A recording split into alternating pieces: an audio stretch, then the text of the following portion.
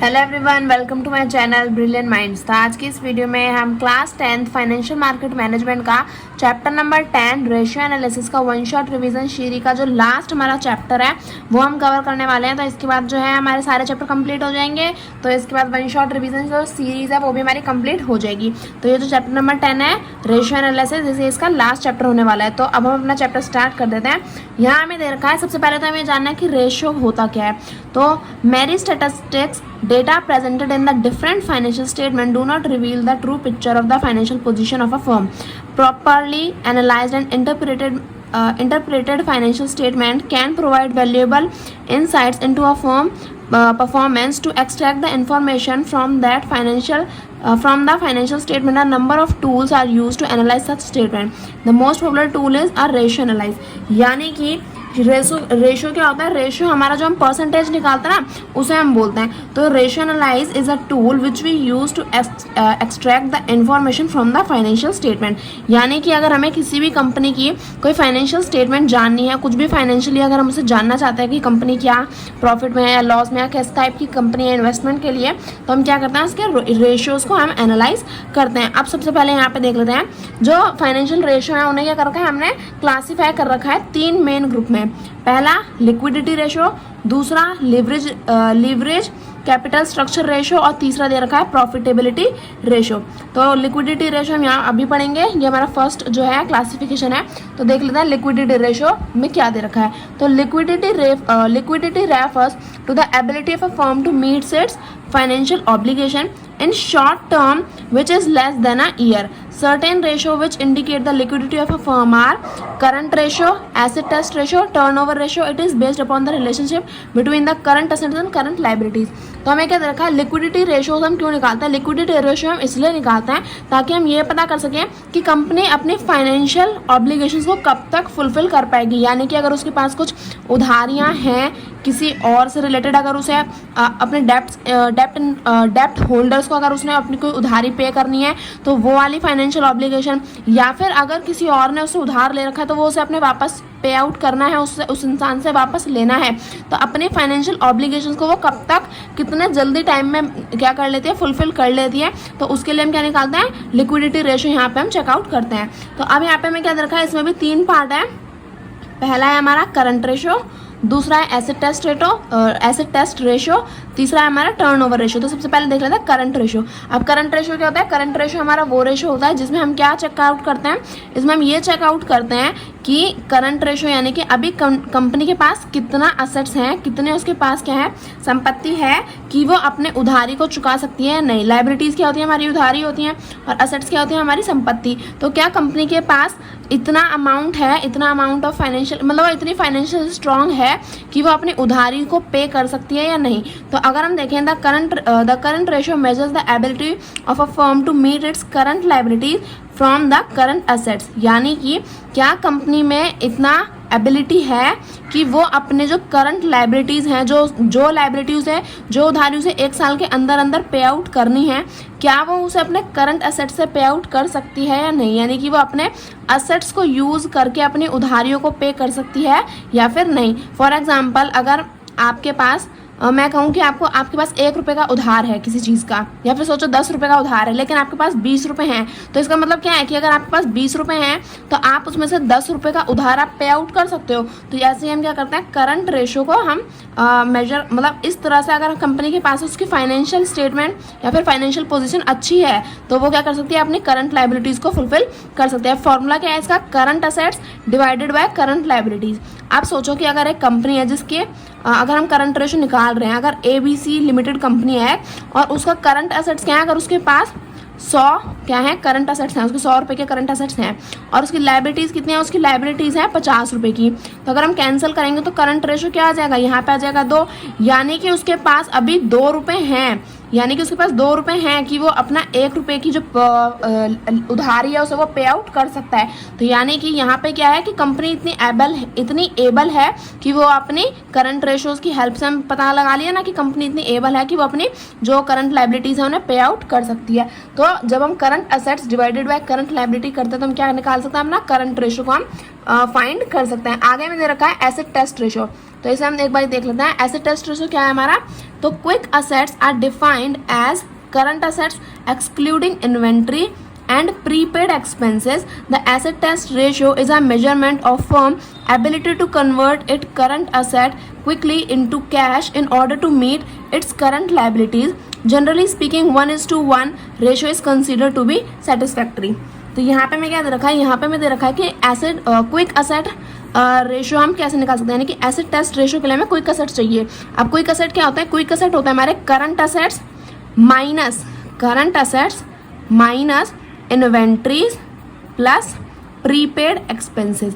अब हमें इन्वेंट्री और प्रीपेड एक्सपेंसेस नहीं पता है तो मैं बता देती हूँ।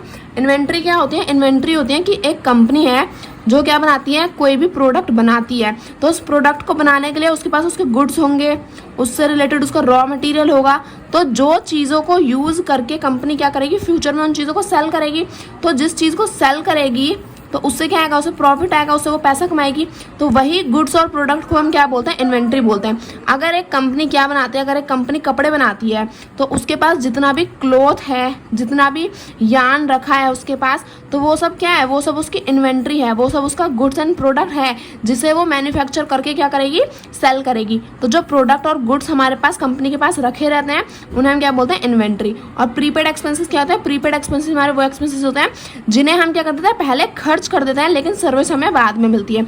जैसे कि अगर कंपनी ने क्या किया, इन एडवांस उसे अगर पता है कि वो कपड़े बनाती है और उसे अभी और कपड़ों की ज़रूरत पड़ेगी ताकि वो और कपड़ा लाके उसे मैन्युफैक्चर करना है, उन्हें किसी और ड्रेस में उसे कन्वर्ट करना है, तो क्या करा, उसने पहले ही अपना पैसा दे दिया कि मैं कुछ टाइम के बाद आके क्या करूँगा, आपसे कपड़ा ले जाऊँगा। तो प्रीपेड एक्सपेंस क्या होगा, जिसका हमने पहले तो पैसा दे दिया उसके बाद हम सर्विस लेंगे, तो वो होते हैं प्रीपेड एक्सपेंसेस। तो क्विक असेट क्या हो जाएगा, जो हमारे करंट असेट्स हैं, यानी कि वो असेट्स जिन्हें हम 1 साल के अंदर अंदर कैश में कन्वर्ट कर सकते हैं। तो उन करंट असेट्स में से माइनस अगर हम कर दें अपनी इन्वेंट्री और प्रीपेड एक्सपेंसेस। अगर मैं आपको अपना नोट्स दिखाऊं तो नोट्स में भी मैंने दिखा रखा है, वो भी आपको एक बार शो कर देती ताकि आपको अच्छे से एक बेटर क्लियरिटी मिल जाए। यहाँ पे अगर हम देखें तो यहाँ पे मैं दे रखा है एसेट टेस्ट रेशियो। तो यहाँ पे मैंने क्या लिख रखा है, the asset test ratio is a measurement of firm ability to convert current assets quickly into cash in order to meet current liability. यानी कि यहाँ पे मैंने इसे हिंदी में भी एक्सप्लेन कर रखा है, तो अगर आपने नोट्स देखे होंगे तो आपको पता ही होगा। एसेट टेस्ट रेशियो हम इसलिए यूज करते हैं ताकि हम ये पता लगा सकें कि हम अपने असेट्स को कैश में कितनी जल्दी कन्वर्ट कर सकते हैं ताकि अपनी लायबिलिटीज को पे कर सके। तो आई होप आपको समझ में आएगा। एसेट टेस्ट रेशियो से क्या होता है, हम ये पता लगाते हैं कि हमारे जो असेट्स है ना उन्हें हम कैश में कितनी जल्दी कन्वर्ट कर सकते हैं ताकि हम क्या करें, अपनी उधारी को पे आउट कर सके। तो उसका फॉर्मूला क्या होता है, क्विक असेट। क्विक असेट हमारे कैसे निकलता है, current asset minus inventory plus prepaid expenses. तो मैंने इसका एग्जांपल, मैंने ना सारे उनके दे रखे हैं एग्जांपल। अगर आप लोग डीपली पढ़ना चाहते हो तो आप मेरी प्लेलिस्ट को भी चेकआउट कर सकते हो, डिस्क्रिप्शन में आपको लिंक मिल जाएगी, है ना। नोट्स की भी मिल जाएगी और चैप्टर की भी मिल जाएगी जो डीपली एक्सप्लेन कर रखा है। पहले आप अगर वो समझ के आओगे ना तो वन शॉट ज़्यादा आसान रहेगा समझने के लिए। तो यहाँ पे अगर हम देखें तो एसेट टेस्ट रेशियो किस लिए यूज़ करते हैं, ताकि हम ये पता लगा सकें कि अपनी लायबिलिटीज़ को पे करने के लिए हम अपने असेट्स को कितनी जल्दी कैश में कन्वर्ट कर सकते हैं। फॉर्मूला क्या है, quick assets divided by current assets. तो आई होप आपको ये समझ में अभी आ गया होगा। अब देख लेते हैं हम अपना टर्नओवर रेशियो, ठीक है। अब देखो टर्नओवर रेशियो में क्या दे रखा है, turnover ratio measures how quickly certain assets are converted into cash और efficiently the assets are employed by a firm. The important turnover ratios are, अच्छा देखो करंट बोल रही हूँ मैं, टर्नओवर रेशियोज को हम क्यों यूज़ करते हैं, ताकि हम ये पता कर सकें कि हम करंट असेट्स को कितनी जल्दी एक तो हम कैश में कन्वर्ट कर रहे हैं और कैश में कन्वर्ट करने के बाद हम अपने असेट्स को कितनी जल्दी यूज़ करके और ज़्यादा बेनिफिट उस पर अर्न कर रहे हैं। यानी कि यहाँ अगर देखो वापस नोट्स पे चलते हैं तो यहाँ क्या रखा है कि टर्नओवर रेशियो को हम इसलिए यूज़ करते हैं ताकि हम ये पता लगा सके कि हम करंट असेट्स को कैश में कन्वर्ट करके कितनी एफिशिएंटली अपने असेट्स को यूज़ कर सकते हैं। यानी कि हम अगर उसे कैश में कन्वर्ट कर रहे हैं, अगर कैश में कन्वर्ट कर लिया तो उसके बाद कितनी ज़्यादा अच्छे तरीके से हम अपने असेट्स को यूज़ करके और ज़्यादा बेनिफिट उस पर कमा रहे हैं। तो इसलिए हम क्या देखते हैं, इसलिए हम टर्नओवर रेशियो देखते हैं। तो अब देखो यहाँ पे कुछ इंपॉर्टेंट टर्नओवर रेशियो है। पहला क्या दिया है, पहला दिया है इन्वेंट्री टर्नओवर रेशियो, दूसरा है डेब्ट टर्नओवर रेशियो, तीसरा है एवरेज कलेक्शन पीरियड, चौथा है हमारा फिक्स्ड असेट्स टर्नओवर रेशियो और पांचवा है हमारा टोटल असेट्स टर्नओवर रेशियो। पहला देख लेते हैं, पहला दिया है हमारा इन्वेंट्री टर्नओवर रेशियो। अब इन्वेंट्री मैंने अभी समझा, इन्वेंट्री क्या होती है, जो कंपनी के गुड्स एंड प्रोडक्ट्स होते हैं जिनको कंपनी क्या करेगी, फ्यूचर में सेल करेगी, है ना, जो कंपनी के गुड्स और प्रोडक्ट्स हैं उसके पास, जिसे वो मैन्युफैक्चर करेगी, मैन्युफैक्चर करके फ्यूचर में सेल करेगी, तो जिससे कमाई होगी कंपनी की, उसे क्या बोलते हैं, उन गुड्स और प्रोडक्ट को हम बोलते हैं इन्वेंट्री। तो inventory turnover ratio is equal to cost of goods sold divided by average turnover ratio. अब पहले फॉर्मूला बाद में समझेंगे, पहले समझ लेते हैं इन्वेंट्री टर्नओवर रेशियो होता क्या है। Where the cost of goods sold means sales minus gross profit, ठीक है। Average turnover ratio refers to simple average of opening and closing inventory, ठीक है। The inventory turnover ratio tell us the efficiency of turnover management, inventory management. Higher the ratio, more efficient of inventory management. अब inventory क्या है, inventory होती है हमारे goods and product. अब अपने उन गुड्स और प्रोडक्ट को हम कितनी बार, कितना ज़्यादा हम क्या कर रहे हैं, अपनी मार्केट में हम उन गुड्स एंड प्रोडक्ट को सेल कर रहे हैं। तो जितनी ज़्यादा हम सेलिंग करेंगे, जितना ज़्यादा हमारी सेल्स होगी, उतना ज़्यादा क्या होगा, कंपनी के लिए बेनिफिट होगा। तो यहाँ पे हमें यही दे रखा है कि इन्वेंट्री टर्नओवर रेशियो जितनी ज़्यादा हाई होगी, उतना ज़्यादा ही क्या होगा, उतना ज़्यादा ही हमारा इन्वेंट्री मैनेजमेंट क्या होगा, बहुत ज़्यादा एफिशिएंट होगा, बहुत ज़्यादा अच्छा होगा। तो इन्वेंट्री टर्नओवर रेशियो में क्या आता है हमारा, कॉस्ट ऑफ गुड्स सोल्ड, यानी कि हमारे जो गुड्स हैं, जो हमारे गुड्स और प्रोडक्ट जो हमने बेचे हैं, उनकी कॉस्ट क्या है। इस कॉस्ट में क्या है, सेल्स माइनस ग्रॉस प्रॉफिट, यानी कि जितनी भी हमारी सेल्स हुई है माइनस ग्रॉस प्रॉफिट। अब मैं आपको ग्रॉस प्रॉफिट समझाती हूँ। अगर हम देखें, एक तो होता है हमारा नेट प्रॉफिट और एक होता है हमारा ग्रॉस प्रॉफिट। तो अब नेट प्रॉफिट क्या होता है हमारा, नेट प्रॉफिट, एक मिनट, ग्रॉस प्रॉफिट पहले समझ लेते हैं। ग्रॉस प्रॉफिट होता है हमारा टोटल प्रॉफिट, ठीक है, टोटल प्रॉफिट। और नेट प्रॉफिट क्या होता है, नेट प्रॉफिट में आ जाता है, जैसे कि अगर मैं आपसे कहूँ कि मैंने एक प्रोडक्ट बेचा, कितने रुपए का, अगर मैंने बेचा उसे 100 रुपये का, मैंने एक प्रोडक्ट बेचा, लेकिन इस 100 रुपये का बेचते बेचते ना मैंने इसमें पहले 15 रुपये का इलेक्ट्रिसिटी बिल भी दिया था और 15 रुपये का क्या किया था, ट्रांसपोर्टेशन कॉस्ट भी लगाया था। भले ही मेरा वो 100 रुपये का प्रोडक्ट गया, लेकिन 15 और 15 क्या हो गए, ये हो गए दोनों मिला के 30। तो 30 रुपये मैंने अपनी जेब से दिए, तब जब मैं 100 में से 30 काट दूंगी तो कितना हो जाएगा, तो मेरा प्रॉफिट आया कुल मिला के 70 रुपये का। यहाँ वो ग्रॉस प्रॉफिट 100 रुपये का दिख रहा है, ये क्या है, ग्रॉस प्रॉफिट। लेकिन नेट प्रॉफिट, हकीकत में प्रॉफिट कितने का हुआ, नेट प्रॉफिट हुआ हमारा 70 रुपये का। तो ये दो हमारी दो डिफरेंट चीज़ें। अब देखो, कॉस्ट ऑफ गुड्स में क्या आता है, cost of goods sales minus gross profit. तो अब अगर मैं यहाँ पे देखें, अगर मैं आपको एग्जांपल दूं कि कॉस्ट ऑफ गुड सोल्ड, अगर मैं आपसे कहूँ कि हमारा एक प्रोडक्ट बिका है 100 रुपये का, है ना, और उसमें से प्रॉफिट मुझे कितने का प्रॉफिट हुआ, मैंने 100 रुपये का आपको एक प्रोडक्ट बेचा, समझो मैंने 100 रुपये का आपको एक ज्योमेट्री बेची, है ना, और मुझे प्रॉफिट हुआ उसमें, ग्रॉस प्रॉफिट मेरा कितना हुआ, 25 रुपये का हुआ।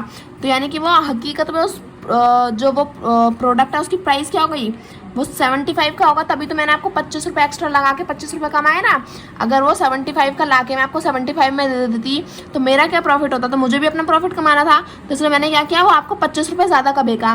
तो अगर मैंने आपको 100 रुपये का बेचा और 25 रुपये का मेरा प्रॉफिट हुआ, तो यानी कि वो प्रोडक्ट कितना था, 75 का था। तो यानी कि कॉस्ट ऑफ गुड्स क्या आ गई, 75 आ गई। अब एवरेज इन्वेंट्री क्या होती है, एवरेज इन्वेंट्री होती है ओपनिंग एंड क्लोजिंग इन्वेंट्री, यानी कि साल की शुरुआत में कितनी इन्वेंट्री का क्या प्रोडक्ट था और साल की एंडिंग में क्या इन्वेंट्री का प्रोडक्ट है। तो इन दोनों को प्लस करके क्या कर देंगे, डिवाइड बाय 2।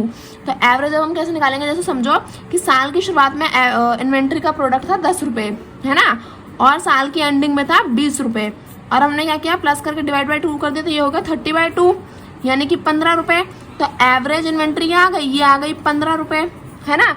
अब इसे कैंसिल करेंगे तो यहाँ पे क्या आंसर आया, यहाँ पे आया हमारा कितना, 15 1 से 15 और 15 5 जा, यानी कि एक कंपनी अपने गुड्स को मार्केट में 5 बार क्या कर रही है, 5 बार मतलब सेल कर रही है। तो ये क्या होगा, ये हो गई इसकी इन्वेंट्री टर्नओवर रेशियो।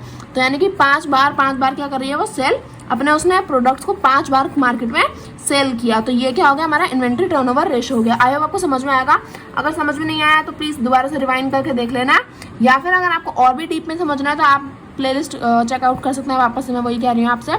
अब देखो यहाँ दे रखा है मैं डेप्टर टर्नओवर रेशियो, तो इसे समझ लेते हैं। डेप्टर टर्नओवर रेशियो क्या होता है, डेप्टर टर्नओवर रेशियो का फॉर्मूला दे रखा है, नेट क्रेडिट सेल्स अपॉन में एवरेज अकाउंट रिसेबल, या फिर इसे हम क्या बोलते हैं, इसे हम एवरेज डेप्टर्स भी बोलते हैं। अब फॉर्मूला समझने से पहले हम क्या समझ लेते हैं, डेब्टर टर्नओवर रेशियो होता क्या है। तो एक्सप्लेनेशन मैंने नेक्स्ट पेज पे दे रखी है, तो एक्सप्लेनेशन को हम नेक्स्ट पेज पे ही पढ़ेंगे, तो अपने नेक्स्ट पेज पे चलते हैं। तो अब यहाँ पे एक्सप्लेनेशन दे रखी है, पहले तो इसे पढ़ लेते हैं। The ratio shows how many time account receivable debtors turnover during the year. If the figure for net credit sale is not available, then net sales figure is to be used. Higher the debtor turnover, the greater the efficiency of credit management. यानी कि debtor turnover ratio को हम क्यों निकालते हैं, debtor turnover ratio को हम इसलिए निकालते हैं ताकि हम ये पता कर सकें कि अगर कंपनी ने अपनी उधारी दी है, यानी कि कंपनी ने अपने प्रोडक्ट्स को अगर उधार पे दिया है, तो ऐसा थोड़े ना कि वो सालों साल उधार पे ही देती रहेगी। अगर आपके घर के पास कोई दुकान है, वो आपको उधार में सामान दे देती है, तो उसका मतलब ये थोड़ी ना कि वो सालों साल आपको उधार में ही सामान देती रहेगी। वो क्या करेगी, जो उधार दिया है वो पहले वो आपसे चुकवाएगी, कहेगी कि पहले उस उधार के पैसे देकर जाओ, उसके बाद आपको प्रोडक्ट मिलेंगे, है ना।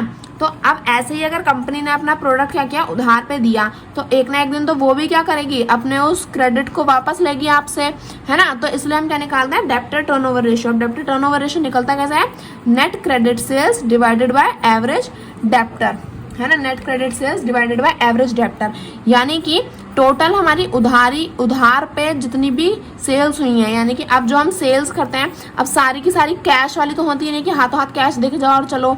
हम क्या करते हैं, कुछ लोग होते हैं जो हाथों हाथ कैश देके चले जाते हैं, कुछ होता है कि कह देते हैं कि अभी हम लेके जा रहे हैं, कुछ महीनों के बाद या कुछ दिनों के बाद हम क्या करेंगे, आपका पैसा दे देंगे। तो उन्होंने क्या किया, उधार पे ले लिया वो प्रोडक्ट। तो अब ऐसे ही अगर कंपनी ने जितनी भी उधार वाली जो सेल करी हैं, है ना, तो वो net credit sales divided by average debtor, यानी कि अब साल की शुरुआत में कितने क्या थे, एवरेज डेब्टर थे, यानी कि जो साल की शुरुआत में जो लोग क्या थे, उधार वाले थे, जिन्होंने साल की शुरुआत में जितने लोगों को उधार देना था और साल की एंड में जितने लोगों को उधार देना है, उन दोनों को प्लस करके क्या कर देंगे, डिवाइड बाय 2 कर देंगे। तो ऐसे ही आ जाता है हमारा डेब्टर टर्नओवर रेशियो आ जाता है। अब देखो हमारे नेक्स्ट लास्ट पेज में ना एग्जांपल दे रखे हैं, तो वो एग्जांपल में एक बार आपको शो कर देते हैं। डेब्टर टर्नओवर रेशियो क्या हो जाएगा हमारा, देखो नेट सेल्स हमारी जितनी भी नेट डेब्टर टर्नओवर रेशियो है ना, हाँ, तो डेब्टर टर्नओवर रेशियो में आ जाएगा हमारा कि जितनी भी हमारी जो क्रेडिट वाली सेल्स हुई है ना, वो सेल्स डिवाइडेड बाय, यानी कि जो हमने सेल्स उधारी पे करी है ना, तो वो सेल्स डिवाइडेड बाय हमने जो साल की शुरुआत में जितने डेब्टर थे जिनसे पैसा लेना था, और साल की एंडिंग में जो उधार वाले लोग थे, है ना, उनसे पैसा लेना था, उन दोनों को प्लस करके डिवाइडेड बाय 2 करना है। तो अगर वो 11.80 आ रहे हैं, तो अब जब इसे डिवाइड करेंगे तो हमारा डेब्टर टर्नओवर रेशियो क्या आ गया, 8.893, है ना। तो ये क्या आ गया हमारा, ये आ गया हमारा डेब्टर टर्नओवर रेशियो। तब ये क्या है, 8.8% है, तो यानी कि क्या है, अच्छा खासा चल रहा है, यानी कि कंपनी क्या है, एक साल में 8.8 बारी अपना जो है, अपना जिन लोगों को उसने उधार दिया है उनसे अपना पैसा वापस कैश में कन्वर्ट करवा लेते हैं। तो वापस हम हमारे टॉपिक पे चलते हैं। तो हमारा डेब्टर टर्नओवर रेशियो बस इतना ही है कि अगर कंपनी ने अपनी उधारी पे अपना प्रोडक्ट दिया है, तो उस उधारी को वो कैश में कितनी बार कन्वर्ट करवा रही है एक साल के अंदर अंदर, तो वो हम क्या करते हैं, इस फॉर्मूले को यूज करके हम निकाल सकते हैं। लेकिन अभी 10th में हो आप लोग, तो आपके न्यूमेरिकल्स नहीं आते, अभी सिर्फ आपसे डेफिनेशन और ये सभी पूछा जाएगा, तो इसलिए आगे आपको न्यूमेरिकल से डरने की जरूरत नहीं है। आगे दिया है एवरेज कलेक्शन पीरियड। तो एवरेज कलेक्शन पीरियड का फॉर्मूला दे रखा है, average debtor divided by average daily credit sales, यानी कि अब ये क्या दे रखा था, डेब्टर टर्नओवर रेशियो था कि हम साल में कितनी बार कितने टाइम के अंदर अंदर हम क्या करवा सकते हैं, कन्वर्ट करवा सकते हैं, मतलब हम करवा भी पा रहे हैं नहीं। ये क्या कर रहा था, डेब्टर टर्नओवर रेशियो में शो करा था कि हमने जो सेल्स करी हैं उन्हें क्या हम कन्वर्ट करवा पा रहे हैं कैश में या नहीं। और एवरेज कलेक्शन पीरियड क्या है कि अगर हम कैश में कन्वर्ट करवा पा रहे हैं तो कितने नंबर ऑफ डेज के अंदर हम कैश में कन्वर्ट कर रहे हैं। तो एवरेज कलेक्शन पीरियड का फॉर्मूला होता है average debtor divided by average daily credit sales, यानी कि हमारे जो स्टार्टिंग के जो डेब्टर्स थे वो, और क्या थे जो एंडिंग वाले जो डेब्टर्स थे वो, उन दोनों को अगर हम प्लस करके क्या करते हैं, डिवाइडेड बाय 2 कर दें, तो हमारा एवरेज डेब्टर हमारा आ जाता है। तो अब यहाँ पे देखो, average collection period represent the number of days worth credit sales that is locked in debtors, यानी कि जो हमने उधारी दी है तो उस उधारी को हम कितने दिनों के अंदर अंदर कैश में कन्वर्ट कर रहे हैं, तो वो आ जाता है हमारा एवरेज कलेक्शन पीरियड में। तो अब एवरेज कलेक्शन यानी कि हमारे एवरेज डेब्टर जितने भी हैं, अब एवरेज डेली क्रेडिट सेल्स में क्या आएगा, एवरेज डेली क्रेडिट सेल्स में आ जाएगा हमारा। तो अब हम अपना एवरेज डेली क्रेडिट सेल्स कैसे निकालता है, तो देखो हमारी क्रेडिट सेल्स हमें पता है कि हमने कितनी उधारी पे दी हैं। तो जैसे अगर हमने कितनी दी है, अगर हमने जितनी भी सेल्स हमने उधारी पे दी हैं उन्हें अगर हम क्या कर दें 365 दिनों से डिवाइड कर दें, क्योंकि एवरेज डेली है ना। तो अगर सोचो हमने दी हैं अगर 365, अगर मैंने 750 क्या दी हैं, अगर मैंने सेल्स उधारी पे दी हैं और अगर मैं क्या कर रही हूँ 365 से उसे डिवाइड कर रही हूँ, तो अब डिवाइड करने के बाद जो भी आंसर आएगा, है ना, डिवाइड करने के बाद जो भी आंसर आएगा, अगर चलो 750 नहीं, अगर मैंने 730 क्या करी हैं उधारी पे अपनी सेल्स दी हैं, तो अब देखो अगर मेरा एवरेज डेप्टर कितना है, साल की शुरुआत में डेप्टर अगर 10 है और साल की एंडिंग में डेप्टर 20 है, तो 10 + 20 क्या हो जाएगा 30, या 30 डिवाइडेड बाई 2 क्या हो जाता है हमारा 15। तो एवरेज डेप्टर हो गए हमारे 15, है ना। और एवरेज डेली क्रेडिट सेल्स, यानी कि अगर मैंने क्रेडिट यानी कि उधारी पे कितनी सेल्स दी हैं 730, अगर मैंने उधारी पे सेल दी हैं, तो अगर इनसे डिवाइड कर देंगे 365 से, तो ये क्या आ जाएगा, ये आ जाएगा हमारा 2। तो यानी कि हमारी एवरेज डेली क्रेडिट सेल्स कितनी हो गई, वो हो गई हमारी 2। तब डिवाइड करेंगे तो आंसर ये आएगा 7.5 आएगा। यानी कि हम 7 दिन और आधे दिन में क्या कर सकते हैं, हम अपने जो हमने उधारी पे सेल्स दी हैं, कंपनी क्या कर सकती है, 7 दिन और आधे दिन के अंदर क्या कर सकती है, कैश में कन्वर्ट करवा सकती है। तो ये होता है हमारा एवरेज कलेक्शन पीरियड निकालने का फॉर्मूला। अब एक तो हम इससे निकाल सकते हैं, दूसरा हम इससे भी निकाल सकते हैं। एवरेज कलेक्शन पीरियड निकालने का एक और फॉर्मूला है जिसमें हम क्या कर सकते हैं 365 days divided by debtor turnover ratio. तो अब जो हमारे डेप्टर टर्नओवर हमने अपने पिछले पेज में पढ़ा था ना, डेप्टर टर्नओवर कैसे निकालते हैं, तो वही अगर हम क्या करें 365 दिन से अगर अपने डेप्टर टर्नओवर रेशियो को डिवाइड कर दें, तो भी क्या आ जाएगा हमारा एवरेज कलेक्शन पीरियड आ जाएगा। इसका एग्जाम्पल आपको लास्ट पेज में दे भी रखा है, वो आप चेकआउट कर सकते हैं। और अब हमें दे रखा है फिक्स्ड असेट्स टर्नओवर रेशियो, तो इसे पढ़ लेते हैं। Fixed asset turnover ratio measures sale per rupee of investment in fixed asset. In other word, how efficiently fixed assets are employed, higher ratio is preferred, it is calculated as follow. यानी कि हमारे जो fixed assets हैं, है ना, अब जो हमारे फिक्स्ड असेट्स हैं, फिक्स्ड असेट्स रेशियो का क्या मतलब होता है कि कंपनी कितनी एफिशिएंटली अपने फिक्स्ड असेट्स को यूज करके प्रॉफिट कमा रही है। यानी कि जो कंपनी के पास उसके फिक्स्ड असेट्स है ना, उन्हें वो कितने हद तक यूज करके क्या कर रही है, बेनिफिट कमा रही है, कितना ज्यादा रिटर्न कमा रही है। तो उससे हम फिक्स्ड असेट्स टर्नओवर रेशियो निकालते हैं। अब ये कैसे निकलेगा, हमारी जो नेट सेल्स हैं डिवाइड कर देंगे अगर आपने नेट फिक्स्ड असेट्स से। तो यानी कि अगर मैं क्या कहूँ कि कंपनी के पास जो फिक्स्ड असेट्स हैं उन्हें वो कितने अच्छे तरीके से यूज कर रही है ताकि क्या हो, उसका प्रॉफिट हो, ताकि उसे रिटर्न मिले। तो net sales divided by net fixed asset से क्या आ जाता है हमारा फिक्स्ड असेट टर्नओवर रेशियो आ जाता है। ये इसे हम क्यों निकालते हैं, ताकि हमें पता चले कि फिक्स्ड असेट से हमें कंपनी कितना प्रॉफिट कमा रही है। Total asset turnover ratio measures how efficiently all type of assets are employed. अब टोटल असेट्स रेशियो से क्या होता है, टोटल असेट रेशियो से हमारा ये होता है कि हम ये पता करते हैं कि जो कंपनी है उसमें अगर जितने भी असेट्स हैं, उसके जितने भी टाइप के असेट्स हैं, उनको कंपनी यूज करके कितना बेनिफिट कमा रही है। तो वो क्या आ जाएगा हमारा टोटल असेट्स टर्नओवर रेशियो। यानी कि अगर कंपनी के पास 100 असेट्स हैं तो वो उन्हें यूज करके कितना बेनिफिट कमा रही है, तो वो आता है हमारा टोटल असेट टर्नओवर रेशियो में। तो आई होप आपको समझ में आया होगा कि टोटल असेट टर्नओवर रेशियो क्या होता है। इसमें क्या होता है, टोटल असेट से कंपनी कितना बेनिफिट कमा रही है, कितना रिटर्न कमा रही है, तो वो होता है total asset ratio, turnover ratio. Formula क्या है, नेट सेल्स, कंपनी की जितनी नेट सेल्स हुई है वो divided by average total assets. यानी कि कंपनी के स्टार्टिंग में जितने असेट्स थे टोटल असेट्स, और कंपनी के एंडिंग पीरियड में जितने असेट्स थे उन दोनों को प्लस करके डिवाइड करना है 2 से।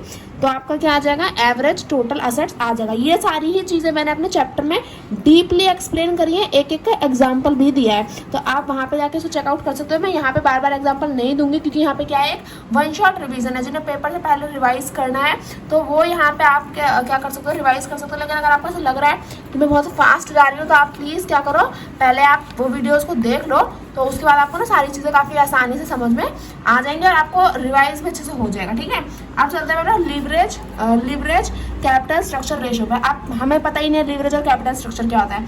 अब देखो, कंपनी है एक, तो कंपनी में पैसा है। अब ये कंपनी में पैसा कहाँ से आ रहा है, कैसे आ रहा है, उस कंपनी के पैसे का स्ट्रक्चर क्या है, तो उसी को हम क्या बोलते हैं, लीवरेज कैपिटल स्ट्रक्चर बोलते हैं। कि समझो कि अगर कंपनी में ये आधा पैसा इक्विटी का है, ये आधे से थोड़ा कम, ये डार्क वाला पैसा जो है ये समझो डिबेंचर से आ रहा है, और बाकी का ये वाला जो है ये अगर प्रेफरेंशियल शेयर वालों से आ रहा है या फिर डेप्ट होल्डर से आ रहा है, तो ये सारी चीज़ें हैं कि कंपनी में पैसा कहाँ से आ रहा है, उसका फाइनेंशियल जो उसके पास पैसा है ना कंपनी के पास, उसका कैपिटल स्ट्रक्चर क्या है, यानी कि वो स्ट्रक्चर क्या है, तो उसी को हम क्या बोलते हैं, लिवरेज और कैपिटल स्ट्रक्चर बोलते हैं। लॉन्ग टर्म फाइनेंशियल स्ट्रेंथ और soundness of a firm is measured in term of its ability to pay return regularly और repay principal on due dates on the time of maturity. Such long term surveillance of a firm can be judged by using leverage or capital structure ratio. Broadly, there are two sets of ratio. First, the ratio based on relationship between borrowed fund and owner capital, which are computed from the balance sheet. Some such ratios are debt to equity ratio, debt to asset ratio. The second set of ratio which are calculated from profit and loss account are called are the interest coverage ratio, the debt service coverage ratio and coverage ratio at coverage ratio two. अच्छा देखो यहाँ पे क्या दे रखा है कि देखो कंपनी में पैसा है, अब हम कौन सी कंपनी को ज़्यादा अच्छा मानेंगे, उसी कंपनी को ज़्यादा अच्छा मानेंगे ना जिसने अगर बोरो किया है पैसा तो उसे टाइम टू टाइम पे करता रहे। वरना एक कंपनी है जिसने बोरो तो कर लिया पैसा, वो अपने शेयर होल्डर्स को, अपने डिबेंचर होल्डर्स को पैसा ही नहीं दे रही, तो उस कंपनी में कौन इन्वेस्ट करना चाहेगा, कोई भी नहीं करना चाहेगा।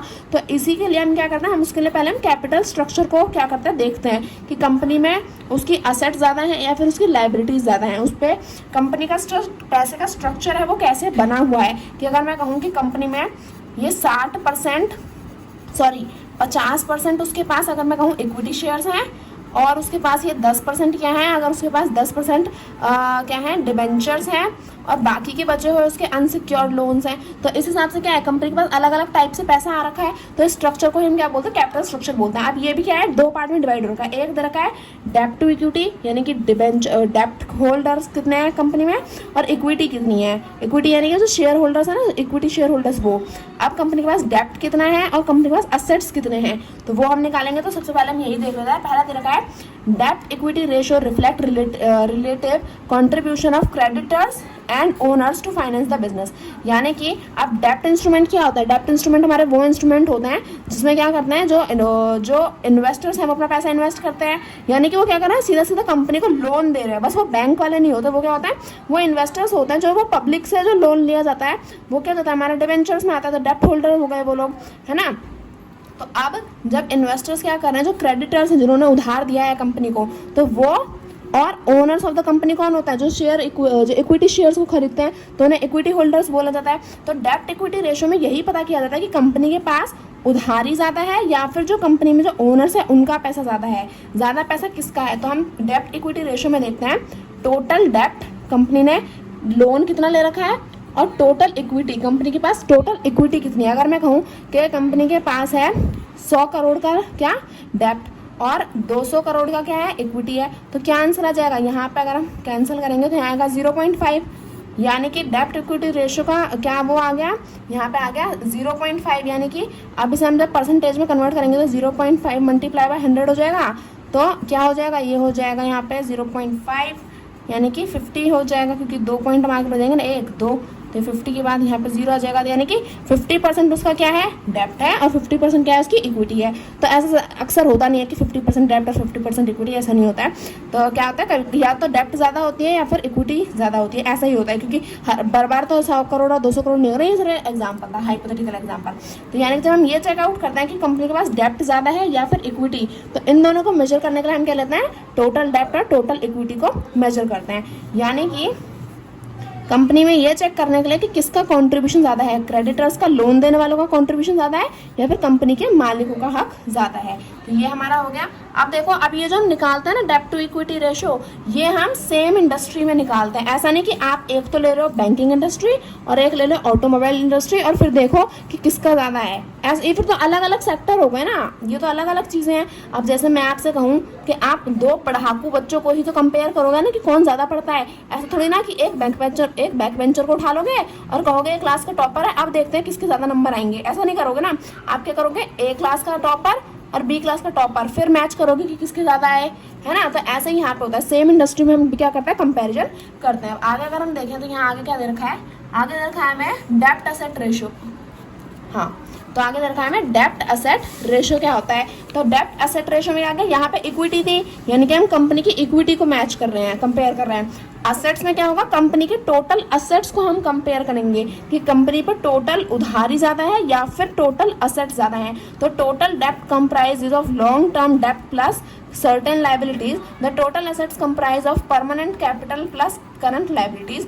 Debt asset ratio total debt upon total assets, यानी कि कंपनी पे जितने भी खर्चे हैं, टोटल जितना भी लोन है, वो सारे लाइबिलिटीज, वो सारे खर्चे, वो सारे डेप्ट और डिवाइडेड बाय कंपनी के पास जितना भी एसेट्स है उन सबको जब हम डिवाइड करेंगे तो हमारा क्या आ जाएगा, डेप्ट एसेट रेशियो आ जाएगा। ये हम क्यों करते हैं, ये हम इसलिए करते हैं ताकि हमें पता चले कि अगर हम कंपनी में इन्वेस्ट कर रहे हैं तो कंपनी के पास उसकी संपत्ति ज्यादा है या फिर उसकी उधारी। तो आई होप आपको ये समझ में आएगा।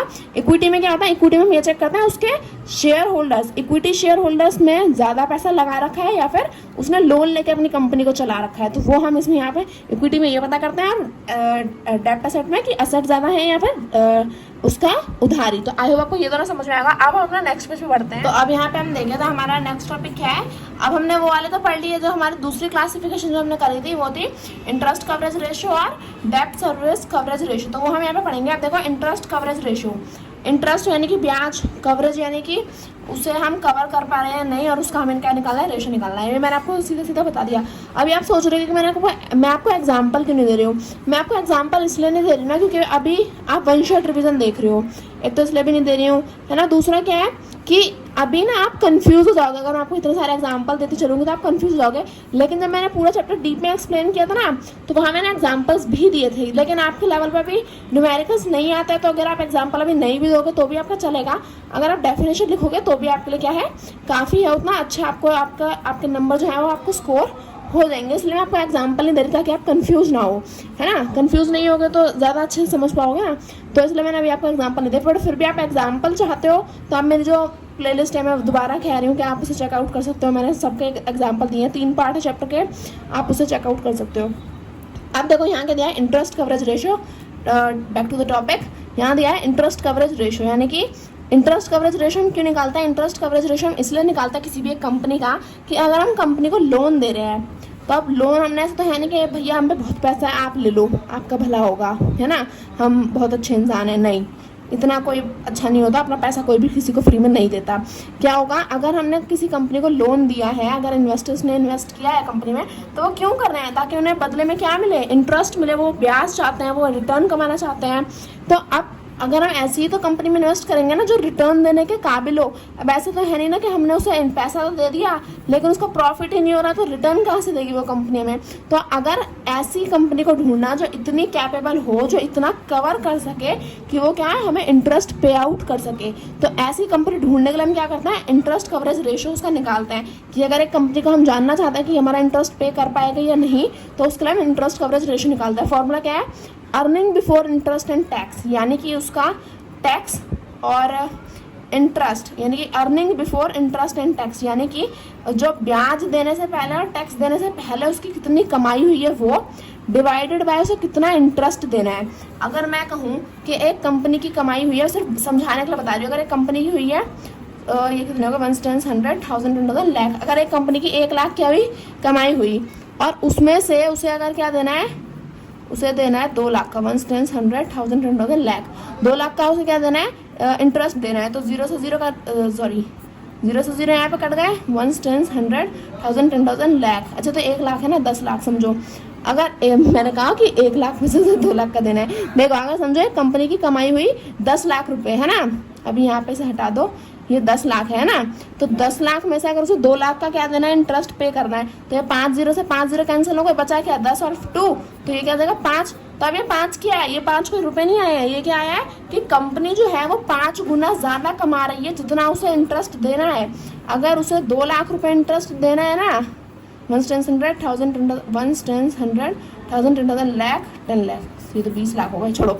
अगर उसे 2 लाख इंटरेस्ट देना है ना, तो वो उससे 5 गुना ज़्यादा कमा रही है, यानी कि वो 10 लाख रुपए कमा रही है। तो इसका मतलब कंपनी इतनी कैपेबल है कि वो क्या कर सके, वो हमारा रिटर्न हमें पे कर देगी। तो उससे हम क्या पता चला, हमें क्या पता चला कि इंटरेस्ट कवरेज रेशो से हम ये पता लगाते हैं कि कंपनी हमारा इंटरेस्ट पे करने की कैपेबल है या नहीं। तो मैंने अभी एग्जांपल दिया, तो आप उससे आई होप समझ में आ गया होगा आपके। फोर्थ दिया है हमें डेब्ट सर्विस कवरेज रेशो, इसे हम DSCR भी बोलते हैं। तो कभी कभी इसकी फुल फॉर्म भी पूछ लेते हैं। तो डेब्ट सर्विस कवरेज रेशो का अगर हम देखें तो ये क्या है, is a more comprehensive APT to compute डेब्ट service capacity of a firm. यानी कि यहाँ पे हमें क्या दिया है कि इंटरेस्ट कवरेज रेशो तो हमने समझ लिया। अब डेब्ट सर्विस कवरेज रेशो क्या है कि अगर हम किसी कंपनी को लोन देते हैं, यानी कि अगर हम उस कंपनी में इन्वेस्ट कर रहे हैं, तो उसके लिए तो लोन ही है ना, क्योंकि वो हमें पे आउट करेगा, उसे हमें रीपे करना पड़ेगा, है ना। तो अगर हम कंपनी को लोन दे रहे हैं, तो क्या कंपनी बस इंटरेस्ट ही थोड़ी देगी, एक ना एक दिन के बाद तो उसे अगर हमने 10 लाख रुपए दिए तो वो 10 लाख के ऊपर इंटरेस्ट तो देगी ही देगी, लेकिन एक दिन वो हमें 10 लाख रुपए भी तो देगी ना।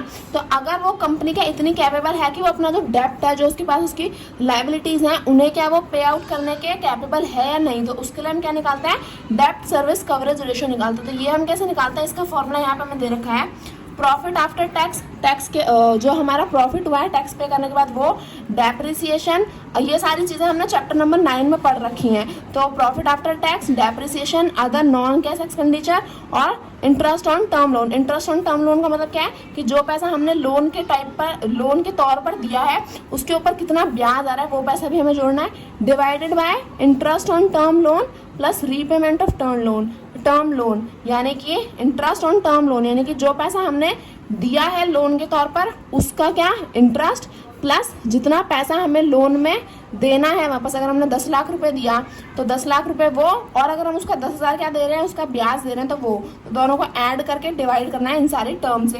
तो जो मेरा नोट्स है उसमें मैंने एक एग्जांपल दे रखा है, वो मैं आपको दिखा देती हूँ। यहाँ अगर हम देखें तो यहाँ पे मैंने एक एग्जाम्पल दे रखा है, ये देखो, डेब्ट सर्विस कवरेज रेशो। तो इसमें हम क्या देखना है, इसमें हमें ये चेक किया जाता है कि क्या कंपनी पूरा डेब्ट वापस कर पाएगी या नहीं, यानी कि हमने कंपनी को जितना भी उधार दिया है, जितना भी लोन दिया है, क्या वो टोटल लोन भी हमें पे कर पाएगी या नहीं, रीपे कर पाएगी या नहीं। तो हमें क्या चाहिए था, profit after tax, depreciation, non other cash expenditure, interest on term loan, तो और divided by interest plus principal amount borrowed. तो देखो अब DSCR इज इक्वल टू, हमने सारे टर्म्स लिख लिए हैं जितने भी नंबर है, और हमने पूरा कैलकुलेट करके हमारा क्या आया, 1 10 100 1000 10,000 लाख 10 लाख, यानी कि 19 लाख क्या आ गया हमारा, ऊपर का आ गया, और नीचे क्या आया, 1 10 100 1000 10,000 लाख, 4,20,000। तो अब हमें 19 लाख को डिवाइड करना है 4,20,000 से, डिवाइड करेंगे तो DSCR क्या आ जाएगा हमारा 4.25।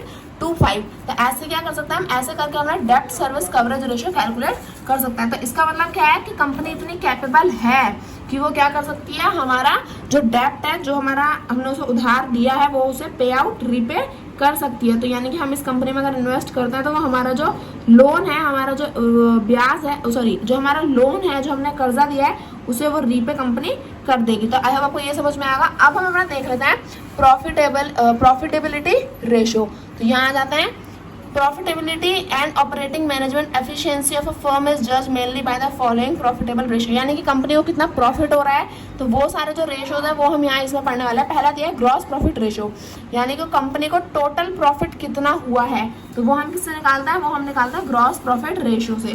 तो इसे अगर हम देखें तो इसमें क्या दे रखा है कि कंपनी का ग्रॉस का मतलब क्या होता है, ग्रॉस का मतलब होता है हमारा टोटल। तो ग्रॉस का मतलब क्या होता है, टोटल, यानी कि कंपनी को टोटल प्रॉफिट कितना हुआ है वो हम निकालना है ग्रॉस प्रॉफिट रेशियो से, यानी कि जितना प्रॉफिट हुआ है वो डिवाइडेड बाय कंपनी की सेल्स कितनी हुई है, और हम परसेंटेज निकाल रहे तो मल्टीप्लाई बाय 100। अगर मैं कहूँ कि कंपनी को क्या हुआ, 100 करोड़ का प्रॉफिट हुआ, सेल्स हुई उसकी अगर जितने की भी हुई हो आप देख लेना, मतलब जितना भी प्रॉफिट हुआ है वो डिवाइडेड बाय कंपनी की सेल्स कितनी है वो, अगर हमें मल्टीप्लाई करेंगे 100 से तो हमारी परसेंटेज आ जाएगी। आगे में दे रखा है नेट प्रॉफिट रेशियो, यानी कि अब कंपनी का नेट प्रॉफिट क्या हुआ। अब ग्रॉस और नेट में क्या डिफरेंस है, अगर मैं कहूँ कि कंपनी को प्रॉफिट हुआ था 100 करोड़ रुपए का। अब उस 100 करोड़ में क्या किया उसने, टैक्स भी पे किया, उसने अपना डिविडेंड भी पे किया, उसने अपनी जितनी भी लाइबिलिटीज है वो सब भी पे करी। तो वो सब पे करने के बाद जो बचा वो क्या है, कंपनी का नेट प्रॉफिट रेशियो है।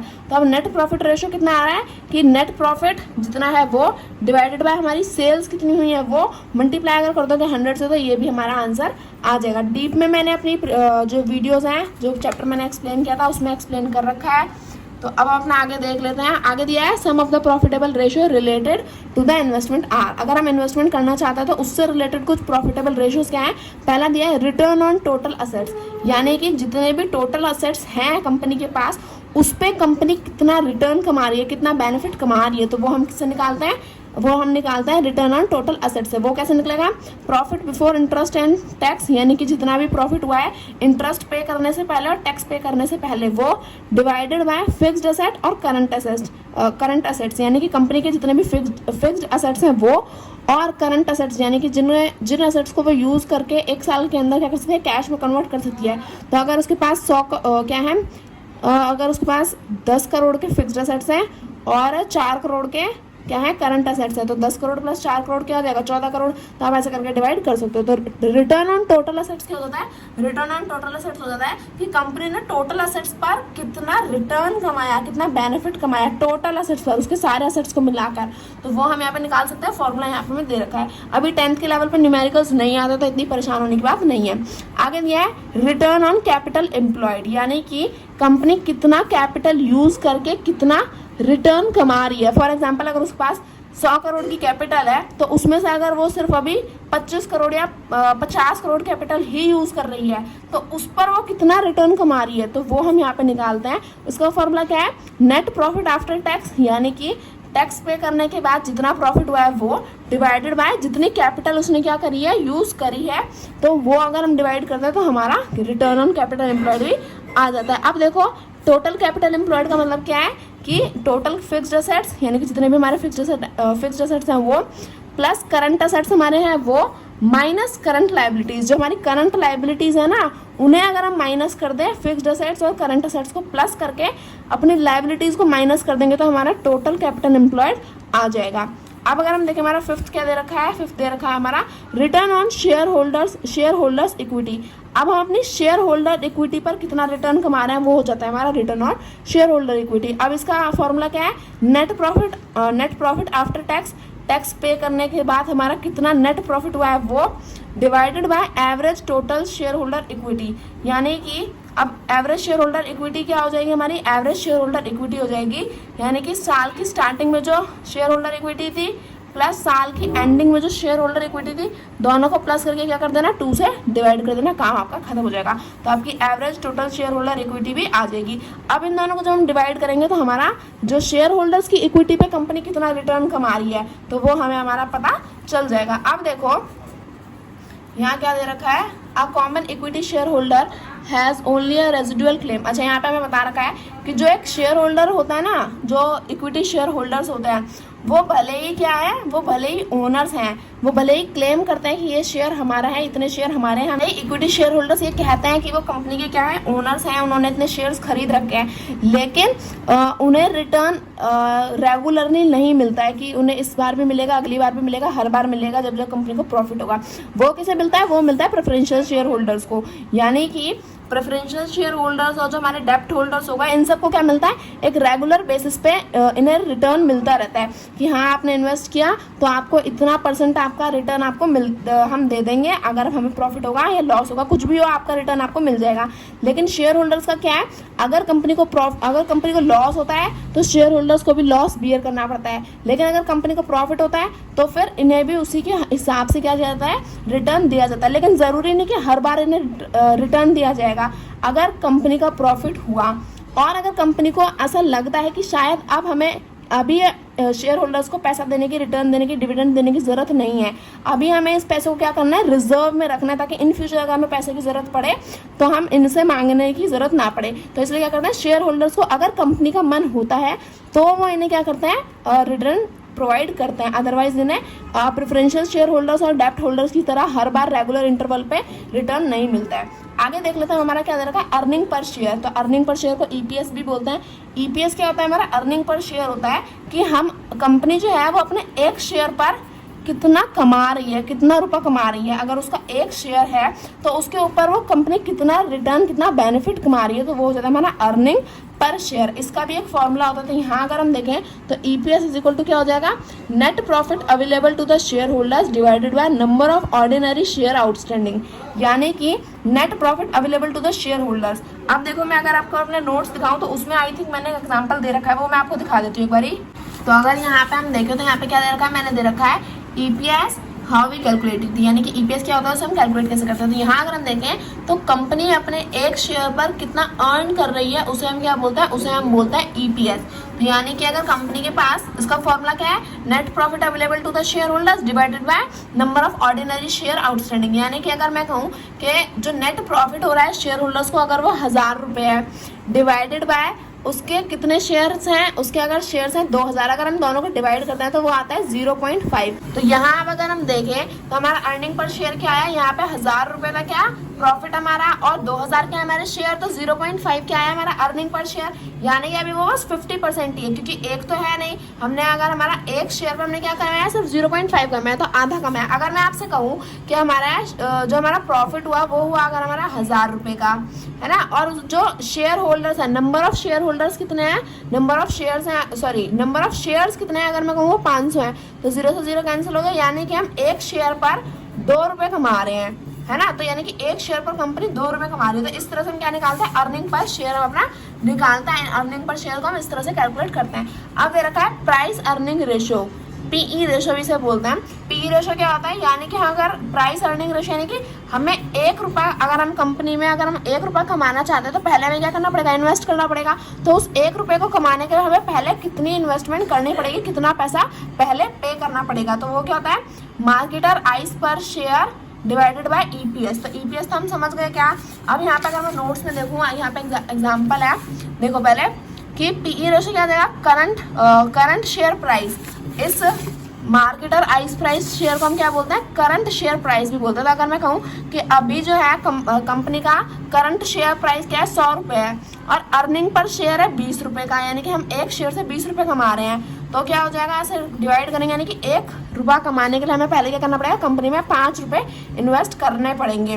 तो पीई रेशो हमारा यही है कि अगर हम कंपनी में 1 रुपया कमाना चाहते हैं तो उसके लिए हमें पहले कितनी इन्वेस्टमेंट करनी पड़ेगी, क्योंकि हमें पता है कि अगर हम आज इन्वेस्ट करेंगे तो हमें एक ना एक दिन तो रिटर्न मिलेगा ही। तो अगर हम 1 रुपया कमाने के लिए अभी 5 रुपये दे रहे हैं, तो अगर हम एक अच्छी कंपनी में लगा रहे हैं तो यानी कि इन फ्यूचर हमें वो 1 रुपये से ज़्यादा, 5 रुपये से ज़्यादा ही रिटर्न मिलने वाला है। तो इसलिए हम पीई रेशो को भी कैलकुलेट करते हैं। और इसी के साथ जो है हमारे चैप्टर का क्या हो गया है, दी एंड हो गया है, और जो चैप्टर है वो पूरा कंप्लीट हो गया है।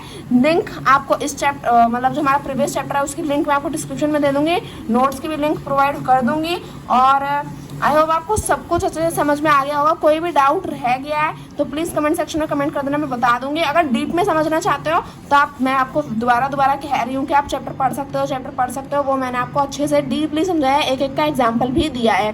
अब प्लीज़ अगर आपको वीडियो अच्छी लगी हो तो प्लीज़ अपने दोस्तों के साथ शेयर कर देना, अपने क्लास ग्रुप में शेयर कर देना। और बस आज के लिए बस इतना ही। वीडियो अच्छी लगी तो प्लीज़ वीडियो को लाइक करें and subscribe my channel for more videos. Thank you for watching.